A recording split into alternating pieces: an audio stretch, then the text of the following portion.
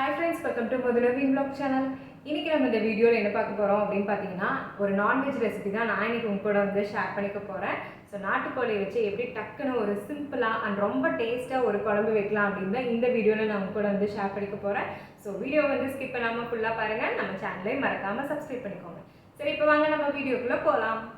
நான் பார்த்தீங்கன்னா இன்றைக்கி ஒரு 3/4 கிலோ அளவுக்கு நாட்டுக்கோழி வந்து எடுத்திருக்கேன். ஸோ அதுக்கு தகுந்த மாதிரி தான் குழம்பு வைக்க போகிறேன். ஃபஸ்ட்டு குழம்புக்கு வந்து நம்ம வந்து மசால் வந்து ரெடி பண்ணிக்கலாம். அதுக்கு ஒரு 3 டேபிள் ஸ்பூன் அளவுக்கு மல்லி, 1 டேபிள் ஸ்பூன் அளவுக்கு வந்து சோம்பு, 1 டேபிள் ஸ்பூன் அளவுக்கு வந்து சீரகம், ஒரு 3/4 டேபிள் ஸ்பூன் அளவுக்கு நான் வந்து மிளகு வந்து எடுத்திருக்கேன். அது கூடவே ஒரு துண்டு பட்டை, 2 ஏலக்காய், 2 கிராம்பு, அது கூட 1 டேபிள் ஸ்பூன் அளவுக்கு கசகசா வந்து சேர்த்திக்கோங்க. அதுக்கப்புறம் தேவையான அளவுக்கு காரத்துக்கு தகுந்த மாதிரி ஒரு 5-6 வரமிளகாயும் சேர்த்தி நல்லா வந்து இதை வந்து வறுத்துக்கோங்க. ஸோ இது வந்து லோ ஃப்ளேம்லேயே வச்சு வறுத்துக்கோங்க, இல்லைனா வந்து கருகிரும். ஸோ அதோட ஸ்மெல்லெல்லாம் நம்ம போட்டிருக்கிற மசாலோட ஸ்மெல்லெல்லாம் வர அளவுக்கு லைட்டாக வந்து வறுத்திங்கன்னா போதும். இப்போ இதை வறுத்து தனியாக வந்து எடுத்து வச்சுருங்க. இப்போ இதே பேனில் கொஞ்சமாக வந்து எண்ணெய் சேர்த்திட்டு எண்ணெய் காய்ச்சதுக்கப்புறமா ஒரு 10-15 சின்ன வெங்காயத்தை வந்து கட் பண்ணி வச்சுருக்கேன். அதையும் சேர்த்திட்டு நல்லா வந்து வதக்கிக்கோங்க.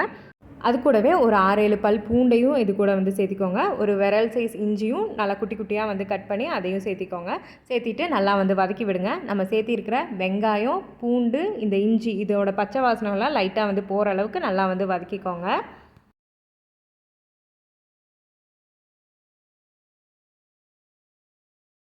இப்போ வெங்காயம் நல்லா வந்து வதங்கினதுக்கப்புறமா இதில் 2 மீடியம் சைஸ் அளவுக்கு தக்காளியை நான் கட் பண்ணி இது கூட வந்து சேர்த்திக்கிறேன்.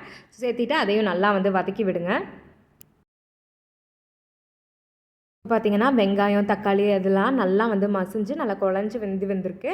இப்போ ஸ்டவ் ஆஃப் பண்ணிவிட்டு நம்ம ஆல்ரெடி வறுத்து வச்சுருந்தோம் இல்லையா, அந்த மசால் பொருட்கள் எல்லாம் அதையும் சேர்த்து நல்லா வந்து மிக்ஸ் பண்ணிவிட்டு ஒட்டுக்க இதை வந்து ஆற வச்சு நம்ம வந்து மிக்ஸி ஜாரில் போட்டு அரைச்சி எடுத்துக்க போகிறோம். அதே மாதிரி இந்த மசாலா அரைக்கும்போது பார்த்திங்கன்னா நிறைய தண்ணி ஊற்றி அரைக்காமல் ஓரளவுக்கு தண்ணி ஊற்றி அரைச்சா வந்து போதும். இப்போ ஸ்டவ் ஆன் பண்ணிவிட்டு ஒரு குக்கர் வந்து வச்சுக்கோங்க. குக்கரில் நம்ம வந்து எடுத்து வச்சுருக்கோம் இல்லையா கறி, அந்த கறியை இது கூட நம்ம வந்து சேர்த்திக்கலாம். ஸோ நீங்கள் எவ்வளோ வந்து கறி எடுத்துருக்கீங்களோ அதுக்கு தகுந்த மாதிரி பார்த்து இந்த மசாலெல்லாம் வந்து ஆட் பண்ணிக்கோங்க. இப்போ நாங்கள் வந்து பார்த்திங்கன்னா ஒரு 3/4 கிலோ அளவுக்கு நாங்கள் இன்றைக்கி வந்து நாட்டுக்கோழி வந்து எடுத்திருக்கோம். அதை எடுத்துட்டு அது கூடவே நம்ம அரைச்சி வச்சுருக்கோம் இல்லையா அந்த பேஸ்ட்டு, அதையும் இது கூட வந்து சேர்த்திக்கலாம். இப்போ இது கூடவே ஒரு 1/4 டேபிள் ஸ்பூன் அளவுக்கு மஞ்சள் தூள், ஒரு 1லேருந்து 1.25 டேபிள் ஸ்பூன் அளவுக்கு வந்து கல்லுப்பு வந்து சேர்த்திருக்கேன். சேர்த்திட்டு இது கூட நல்லெண்ணெய் வந்து சேர்த்திக்கோங்க. ஸோ நல்லெண்ணெய் சேர்த்தி இந்த நான்வெஜ் செய்யும்போது டேஸ்ட் இன்னுமே வந்து சூப்பராக இருக்கும். ஒரு 100 மில்லி லிட்டர் அளவுக்கு நல்லெண்ணெய் வந்து சேர்த்திக்கோங்க. சேர்த்திட்டு நல்லா வந்து மிக்ஸ் பண்ணிக்கோங்க. மிக்ஸ் பண்ணிவிட்டு இப்போ இந்த குழம்புக்கு தேவையான அளவுக்கு தண்ணி வந்து சேர்த்திக்கோங்க. உங்களுக்கு ரொம்ப தண்ணியாக வேணும்னா நீங்கள் நிறைய தண்ணியாகவே வந்து சேர்த்திக்கலாம். இல்லை எனக்கு ஒரு அளவுக்கு கிரேவியாக வேணும்னா கொஞ்சமாக வந்து ஒரு 1/2 கப் அளவுக்கு தண்ணி வந்து சேர்த்துனிங்கன்னா போதும். ஏன்னா ஆல்ரெடி சிக்கன்லேருந்து நமக்கு வந்து தண்ணி வரங்காட்டி தண்ணி ஒரு அளவுக்கு வந்து சேர்த்துனிங்கன்னா போதும். நான் பார்த்திங்கன்னா ஒரு கப் அளவுக்கு தண்ணி வந்து சேர்த்திக்கிறேன். சேர்த்திட்டு மறுபடியும் நல்லா வந்து மிக்ஸ் பண்ணிவிட்டு நம்ம வந்து மூடி போட்டு ஒரு 3லேருந்து 4 விசில் வந்து வச்சுக்கலாம்.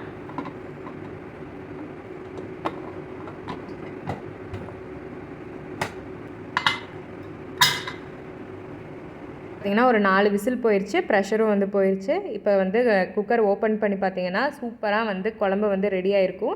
இதை லைட்டாக ஒரு மிக்ஸ் பண்ணிவிட்டு மறுபடியும் வந்து ஸ்டவ் ஆன் பண்ணிவிட்டு ஒரு 10 நிமிஷம் குழம்பை நல்லா வந்து கொதிக்க விட்டிங்கன்னா இன்னுமே வந்து சூப்பராக இருக்கும். இந்த ஸ்டேஜில் நீங்கள் உப்பு பத்தலை அப்படின்னா உப்பு வந்து சேர்த்திக்கலாம். பார்த்திங்கன்னா ஒரு 10 நிமிஷம் ஆச்சு, குழம்பு நல்லா வந்து கொதித்து வந்துருச்சு. கடைசியாக இதுக்கு மேலே கொத்தமல்லி தலை தூவி இறக்குனீங்கன்னா 10 நிமிஷத்தில் சூப்பரான ஒரு நாட்டுக்கோழி குழம்பு வந்து ரெடி ஆயிடுச்சு. ஸோ இதோட டேஸ்ட் வந்து ரொம்ப சூப்பராக இருக்கும். ஆனால் செய்கிறது ரொம்பவே வந்து ஈஸி தான். ஸோ நெக்ஸ்ட் டைம் நான்வெஜ் எடுத்திங்கன்னா கண்டிப்பாக வந்து இந்த ரெசிபி வந்து ட்ரை பண்ணி பாருங்கள். ட்ரை பண்ணி பார்த்துட்டு எப்படி இருக்குது அப்படிங்கிறத வந்து மறக்காமல் சொல்லுங்கள்.